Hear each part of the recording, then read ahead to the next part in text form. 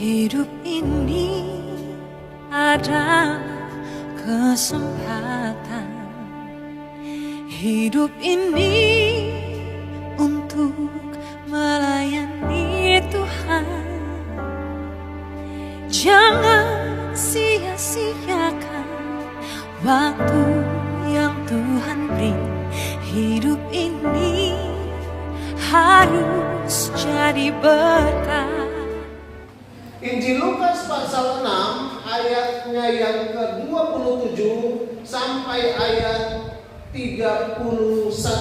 Injil Lukas pasalnya yang ke-6 ayatnya yang ke-27 sampai ayatnya yang ke-31. Saya akan membacakan ayat tersebut dengan judul Kasihilah musuhmu.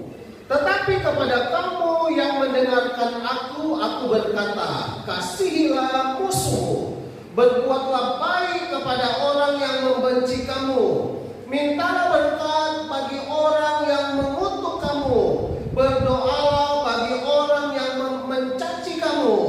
Barang siapa menampar pipimu yang satu, berikanlah juga kepadanya pipimu yang lain. Dan barang siapa yang mengambil jubahmu, biarkan juga ia mengambil bajumu. Berilah kepada setiap orang yang meminta kepadamu, dan janganlah meminta kembali kepada orang yang mengambil kepunyaanmu. Dan sebagaimana kamu kehendaki supaya orang berbuat kepadamu, berbuatlah juga demikian kepada mereka. Nah, saya akan ulangi dengan ayat yang terakhir. Dan sebagaimana kamu kehendaki supaya orang berbuat kepadamu, berbuatlah juga demikian kepada mereka. Nah, kalau yang kita inginkan orang lain mengasihi kita, maka firman Tuhan katakan kasihi dulu orang tersebut. Kalau kita menginginkan orang itu berbuat baik sama kita, maka kita dulu harus berbuat baik sama mereka. Kalau kita menginginkan orang itu berbuat sangat baik terhadap kita, maka kita harus melakukan yang sangat baik kepada orang tersebut. Amin. Nah, tetapi itu biasa. Ayat yang kita baca, kalau kita perhatikan ayat-ayat selanjutnya, saya akan coba membacakannya dalam ayat selanjutnya tadi, ayat 31-32. Dan jikalau kamu mengasihi orang yang mengasihi kamu, apakah jasamu? Karena orang-orang berdosa pun mengasihi juga orang-orang yang mengasihi mereka. Sebab jikalau kamu berbuat baik kepada orang yang berbuat baik kepada kamu, apakah jasamu? Apakah upamu? Orang yang berdosa pun berbuat demikian. Dan jikalau kamu meminjamkan sesuatu kepada orang, karena kamu berharap akan menerima sesuatu daripadanya, apakah jasamu? Orang berdosa pun meminjamkan kepada orang-orang berdosa, supaya mereka menerima kembali samanya. Tetapi kamu kasihilah musuhmu, dan berbuatlah baik kepada mereka, dan pinjamkan dengan tidak mengharapkan balasan, maka upamu akan besar dan kamu akan menjadi anak-anak Allah yang Maha Tinggi, sebab ia baik terhadap orang-orang yang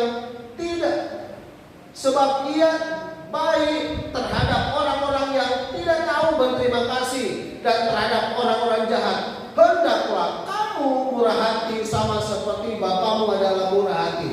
Jadi ayat tersebut mengatakan begini, apa upah kita, apa jasa kita kalau kita berbuat baik kepada orang yang berbuat baik? Apa upah kita, apa jasa kita kalau kita baik sama orang?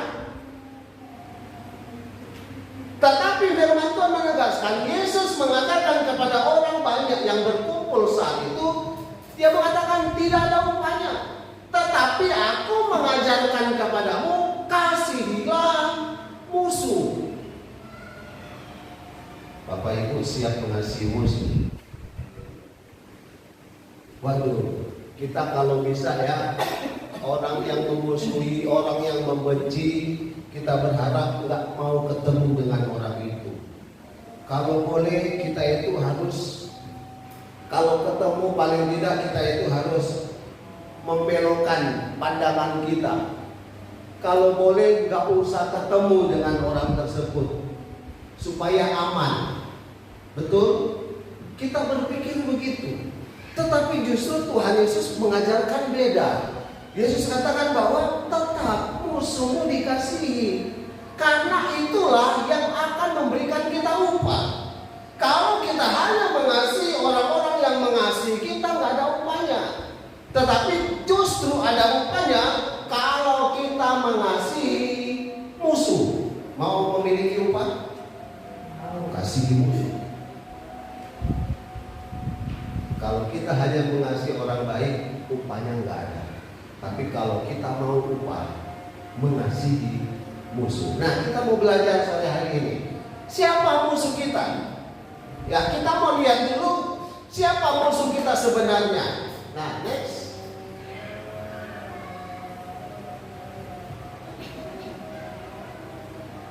Ada 3 model musuh yang ada di depan kita ya, yang ada bersama-sama dengan kita sebenarnya.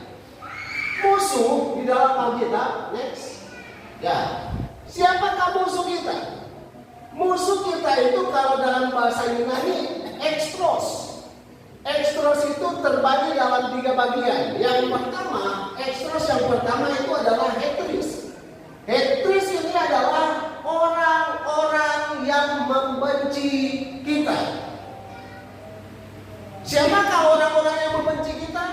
Di manakah mereka berada? Apakah mereka ada di planet lain? Apakah mereka ada di Plato? Apakah mereka ada di Mars? Kan tidak. Mereka ada di bumi. Mereka ada di luar sana. Dan mereka juga ada di tempat ini. Halo? Saling mengasihi Bapak Ibu? Gak ada musuh di tempat ini? Musuh yang pertama itu orang-orang yang membenci kita. Mungkin tiba-tiba kita nggak heran, kita heran kok kenapa ya saya nggak berbuat salah kok aku dimusuhin. Ini tipe orang yang pertama nih. Musuh yang pertama yang kita jumpai adalah ini, orang-orang yang memusuhi kita, benci kita tanpa alasan. Yang kedua itu adalah hostile atau hostility, yang biasa kita sebut sirik. Sirik itu tanda tak mampu. Sirik itu adalah orang-orang yang selalu melawan. Kita punya ide ini, dilawan. Natalan maunya soto, dia bilang botok saja. Yang lain bilang ya udah nasi goreng saja. Tapi dia bilang begini, nggak mau nasi goreng, nasi uduk saja. Orang ini adalah suka melawan. Dan orang ini ada di mana? Sama-sama di bumi. Jauh nggak dengan kita orang begini? Ada di sekeliling kita? Ya mungkin ada di rumah kita, mungkin ada di tempat pekerjaan kita, ya mungkin ada di mana-mana. Mereka ada. Jadi musuh kita adalah orang-orang sirik, orang-orang yang suka melawan kita. Yang ketiga, musuh yang disebut dengan bahasa Yunani ekstros, yang ketiga adalah adversary. Itu adalah orang-orang yang selalu mendatangkan kesusahan. Pernah nggak ketemu dengan orang begini? Menyusahkan sekali. Baru bangun sudah membuat menyusahkan hati. Musuh kita begitu. Kalau kita jumpai dengan orang yang begini, hati kita gimana? Senang, sukacita? Yang pasti musuh kita ini adalah orang-orang yang disebut dalam bahasa Inggris itu nganyelne. Ya toh? Musuh kita kita ini nganyel nih dalam bahasa Inggris.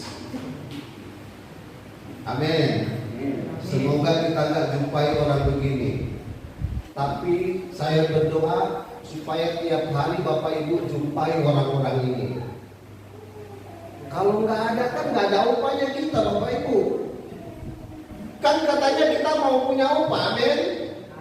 Kalau kita mau punya upah, hari-hari kita harus jumpai orang begini.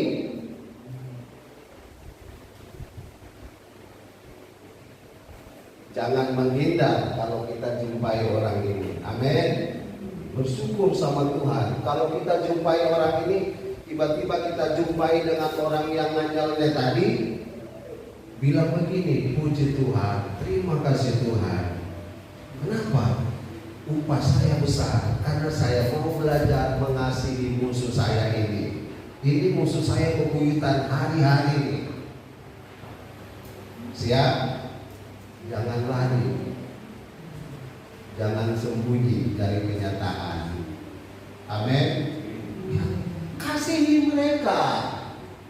Coba kita baca Matius pasal 13. Matius 13 ayatnya yang ke-24. Kalau sudah ada yang ketemu ayat ini, tolong dibacakan. Matius pasal 13 ayatnya yang ke-24 sampai ayat 30. Matius 13 ayat 24 sampai ayat 30. Kalau sudah ketemu tolong dibacakan. Matius 13 ayat 24 sampai ayat 30. Yesus memberikan suatu perumpamaan lain bagi mereka. Katanya, hal terjadi surga itu seumpama orang yang menaklukkan bumi yang baik di jalannya. Tetapi pada waktu semua orang tidur, datanglah musuhnya menaklukkan bumi kalah. Stop dulu. Ayat tadi dikatakan apa? Musuh datang pada saat orang apa? Tidur. Lagi tidur nyenyak nih. Musuh datang. Lanjut. Datanglah musuhnya meneburkan peninggalan di antara penduduk itu lalu pergi. Ketika penduduk tumbuh dan mulai bergulir, nampak segala halang itu. Maka dengan Tuhan membawa kapal itu kepadanya dan berkata, Tuhan, bukankah ini baik yang Tuhan lakukan dengan Tuhan? Dari manakah lalang itu? Sebab Tuhan itu seorang musuh yang melakukannya. Lalu berkata hamba itu kepadanya, puji maukah Tuhan supaya kami pergi mencapai lalang itu? Tetapi ia berkata, jangan, sebab mungkin benar-benar itu tercabut waktu kami mencapai lalang itu. Biarkanlah keduanya tumbuh bersama sampai waktu menuai. Pada waktu itu aku akan berkata kepada para penuai, kumpulkanlah dahulu lalang itu dan ikatlah bekas-bekas untuk dibakar. Kemudian kumpulkanlah dahulu itu ke dalam gunung. Ya, puji Tuhan. Ayat yang kita baca Bapak Ibu kalau perhatikan baik-baik, ini kan penabur. Dia menaburkan benih. Setelah dia menabur, dia pulang ke rumah, kemudian dia tidur. Nggak tahu dia waktu siang istirahat atau waktu malam nih, dia tidur. Kemudian firman Tuhan mengatakan bahwa kemudian musuh datang. Musuh datang, kemudian dia pergi. Nah, hari demi hari berganti, benih yang dia tanam semakin hari makin bertumbuh. Dan rupanya yang ditanami musuh juga sama-sama ikut bertumbuh. Jadi gandum dan ilalang sama-sama tumbuh. Kemudian penabur berkata kepada Yesus, Yesus, kalau begitu bagaimana? Ini ilalang ini harus saya cabut atau tidak? Oh jangan, nggak boleh dicabut. Kalau logika kita kan seharusnya dicabut. Tetapi Yesus mengajarkan sesuatu yang luar biasa. Dia katakan jangan dicabut. Nanti kalau sudah besar, bahkan kalau gandum sudah berbuah, ilalang juga semakin besar, maka akan terlihat gandum dan ilalang. Ilalang nanti otomatis akan mati. Gandum dipanen, ilalang juga akan dipotong. Kemudian dibuat. Dua hal yang berbeda. Kalau begitu bagaimana dengan kita mempraktekkan kasih? Maukah atau haruskah kita menghindar dari setiap musuh-musuh yang ada di depan kita, yang ada di belakang kita, yang ada di samping kiri kanan kita? Kita mau menghindar. Yesus ajarkan jangan menghindar. Kalau kita ketemu dengan musuh yang demikian, kita nggak boleh menghindar. Apalagi pindah gereja. Saya mau pindah di sana nggak ada musuh. Musuh itu ada di mana-mana. Nanti pindah di sana ketemu lagi musuh. Waduh Tuhan, saya mau pindah lagi di tempat lain. Mau pindah sampai dimanapun, kita pasti akan ketemu yang namanya musuh. Kecuali kalau kita mau pindah di surga, udah gak ada musuh. Amin. Kita mau pindah di mana? Alkitab katakan, tetap sama-samalah di situ. Tumbuhlah di situ, berbuahlah di situ. Nanti yang gandum dia akan berbuah, nanti juga yang jerami atau nanti juga yang pohon yang lain yang ditanam oleh musuh akan tinggi juga, akan besar juga, tetapi dia juga akan dipotong. Nah, Alkitab mengajarkan tetaplah bertumbuh di situ. Nah, kita mau lihat ayat yang kita baca tadi.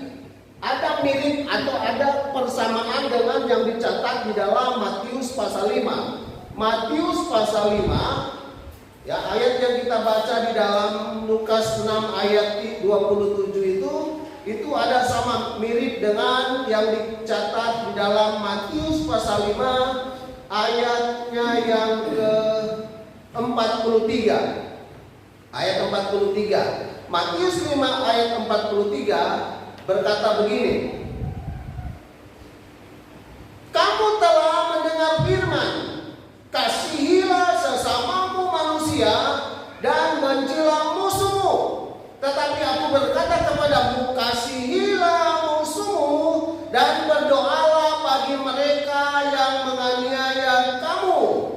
Sekali lagi, kamu telah mendengar firman ini. Ini perkataan Yesus kepada orang banyak yang mengikuti dia, yang mendengarkan khotbah Yesus. Kamu telah mendengar firman, kasihilah sesamamu manusia, kata Yesus, dan bencilah musuhmu.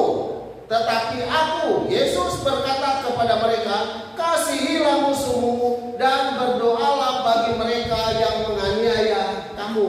Kalau kita baca ayat tadi, itu kan ada kesalahan catat. Masa Yesus berkata kepada orang yang mendengar benci musuh? Kan enggak. Tetapi Yesus berkata, kamu telah mendengar firman, kasihlah sesamamu manusia dan benci musuh. Yesus tidak pernah mengajarkan itu. Nah, ayat yang selanjutnya baru Yesus berkata, kamu harus mengasihi musuh. Nah, rupanya kita melihat ada beberapa hal yang perlu kita pelajari di situ. Next. Nah, dari kata firman, ayat yang kita baca tadi itu, ayat 43, kamu telah mendengar firman. Kalau begitu firman yang mana nih? Sebab kan Yesus tidak pernah mengajarkan kasih musuh. Firman yang mana yang Yesus katakan kepada orang-orang banyak, kepada pendengar saat itu? Nah, firman kalau kita melihat dari beberapa penulisan atau tafsir bahasa, yang pertama kalau kita lihat dalam bahasa Inggris itu dicatat dengan kata kamu telah mendengar orang berkata. Ini firman Tuhan apa bukan? Orang berkata. Yang kedua dalam bahasa Inggris, King James berkata kamu telah mendengar bahwa dikatakan. Firman Tuhan kayak ini. Next, lebih jelas dalam Alkitab terjemahan lama itu sebenarnya masih agak lebih baik dibanding terjemahan baru. Nah, terjemahan lama berkata kamu sudah mendengar perkataan demikian. Tanda tanya, ini kata Yesus apa bukan? Firman Tuhan apa bukan? Nah, dalam bahasa Alkitab, bahasa Indonesia sehari-hari berkata begini, kalian tahu bahwa ada ajaran seperti ini. Ajaran siapa itu? Kan Yesus berkata kepada orang banyak tadi, kamu telah mendengar firman ini, kasihilah sesamamu manusia dan benci musuh. Rupanya ada firman yang lain, rupanya ada ajaran yang lain yang disampaikan oleh tokoh-tokoh atau orang-orang Yahudi pada saat itu, yang biasa kita dengar orang Farisi, ahli Taurat. Ahli Taurat itu mengajarkan kasih sesama manusia, benci musuh. Kalau kamu ditinju mulutmu, gigimu rontok 5, tinju juga mulutnya supaya rontok 5. Itu ajaran orang Farisi. Itu ajaran yang berkembang pada saat Yesus ada pada zaman itu. Makanya Yesus mengatakan, kamu sudah mendengar ajaran tentang itu, ajaran orang Farisi, ajaran para ahli Taurat, rabi-rabi Yahudi mengajarkan semua itu. Jadi itu bukan ajaran firman Tuhan sebagaimana yang dicatat. Nah, makanya ayat selanjutnya berkata begini, ayat 44. Tetapi aku, Yesus, berkata kepadamu, kasihilah musuhmu. Di sini baru jelas Yesus mengajarkan kasih musuh. Tapi kalau ayat sebelumnya, para orang Farisi ahli Taurat, rabi Yahudi mengajarkan kasih sesama, benci musuh. Tapi Yesus katakan kasihi musuh. Musuhnya kita siapa? Yang tadi kita sudah lihat dari awal. Kasih musuh. Gimana kita mau mengasihi musuh? Pertama, next. Ayat yang kita baca di dalam Lukas tadi, next. Caranya kita mengasihi musuh seperti apa? Nomor 1, next. Ayat yang kita baca di dalam Lukas pasal yang ke-6 ayat 27. Gimana caranya kita mengasihi musuh? Yang pertama adalah kita harus berbuat baik kepada musuh. Ini kan tidak lazim kan? Kalau berbuat baik sama orang sesama baik itu harus gitu ya. Tapi kalau kita mau berbuat baik sama musuh, ini yang agak abot. Tapi sekali lagi, mau upah apa enggak? Harus lewati ini. Berbuat baik, pangga api. Musuhnya orang senyum, ya kita senyum. Musuhnya buang muka, kita sorong muka. Siap? Saya berdoa supaya Bapak Ibu punya banyak musuh. Kalau nggak ada musuh, gimana mau praktek dinasti? Amin. Kalau kita hanya ketemu dengan orang-orang terang semua, orang-orang baik semua yang kita anggap baik, padahal belum tentu di depan baik, di depan senyum-senyum, tapi di belakang. Jadi nggak salah ya kalau kita berdoa. Mulai hari ini kita berdoa, Tuhan kirimkan saya musuh. Kita seringkali berdoa, Tuhan kalau boleh saya jangan ada musuh. Doanya salah. Kalau nggak ada musuh kita nggak akan dapat upah nanti. Tapi kalau kita ketemu hari-hari ada musuh, nah, upahnya makin banyak nih. Yang percaya katakan amin. Harus tetap berbuat baik kepada orang yang memusuhi kita. Jadi jangan menghindar, jangan lari. Senyumlah kepada mereka yang tidak mau senyum. Amin. Yang pertama. Yang kedua, dalam ayat yang ke-28 dalam Lukas tadi kita sudah baca, Yesus mengajarkan kasihi musuh dengan cara apa? Mendoakan mereka. Oh, boro-boro mau doakan musuh, mau doakan awake dhewe. Terkadang sulit. Mau doakan orang yang sesama baik itu sulit. Kok sekarang Yesus ajarkan doakan musuh?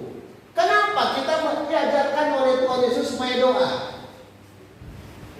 Bapak Ibu, balas dendam yang paling mujarab, balas dendam yang paling hebat itu adalah dengan cara kita doa. Kalau kita mau balas dendam, kalau boleh ketemu dengan Musa, ketemu dengan orang yang memusuhi kita, kita langsung paling tidak keluar kata-kata yang gak baik. Atau kalau tangan kita, kaki kita udah gak tahan, paling tidak kita tonjok atau kita tendang musuh kita. Tapi itu jangan beda. Ketemu musuh, doakan. Rupanya Tuhan Yesus ajarkan gini, mau balas dendam, yang paling hebat berdoa. Doakan musuh. Amin. Doakan musuh kita. Karena kalau kita berdoa, kita ucapkan berkat terhadap mereka, pasti kita akan semakin kuat. Tetapi kalau yang keluar dalam mulut kita justru bahasa-bahasa lain, kita malah akan semakin loyo, Bapak Ibu. Nah, untuk kita semakin kuat, kita doakan. Katakan hal-hal yang positif untuk musuh kita. Yang ketiga adalah tidak membalas yang jahat dengan jahat. Tidak membalas yang jahat dengan jahat. Kalau kita sudah diperlakukan tidak baik, kalau kita sudah diperlakukan hal yang jahat, Yesus ajarkan jangan balas dengan jahat. Gambar ini adalah gambar cara orang menempeleng. Kalau kita baca tadi, Yesus ajarkan apa? Kalau engkau ditempeleng pipi kiri, jadi orang ada di depan menempeleng dengan pipi kiri, pastikan pakai, umumnya orang kalau tempeleng pakai tangan kanan ya. Tas, kena pipi kiri. Kalau itu kena pipi kanan dengan cara balik. Kenapa Yesus mengajarkan kalau ditempelin pipi kiri, kasih pipi kanan? Bukankah kita menderita double ini? Tapi kita mau lihat bukan masalah tempelengnya, Bapak Ibu. Orang biasanya nempelin itu kan begini dan begini, kiri kanan kenaan gitu. Tapi biasanya kalau kena yang telapak tangan, itu sakitnya nggak seberapa. Tapi kalau kena ini, apalagi ada aki 5, tiap jari ada aki, tempelin balik, kira-kira sakitnya gimana? Waduh, sakitnya di mana-mana itu. Kalau aki 5 kena, pasti berbekas 5 aki. Itu cara tempelin ketika di pipi kanan itu lebih sakit. Nah, Yesus mengajarkan begini, kita saja kalau ditempelin dengan pipi kiri nggak terlalu sakit, kasih lagi pipi kanan, walaupun sakit tetap kasih di musuh.